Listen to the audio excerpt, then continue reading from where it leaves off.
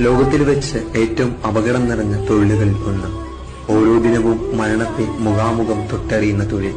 അവർ അനുഭവിക്കുന്ന കഷ്ടപ്പാടുകളും കണ്ണുനീരുമാണ് നമ്മുടെ ഇന്നത്തെ സുഖകരമായ ജീവിതം. നാം നേടിയെന്ന് കരുതുന്ന പലതും അവർ നമുക്ക് നൽകിയ ദാനമാണ്. ഇന്നും പൊതുസമൂഹത്തിനു മുമ്പിൽ അവർ അവഹേളിക്കപ്പെടുന്നു. ചേർത്തുപിടി മകളാണ്.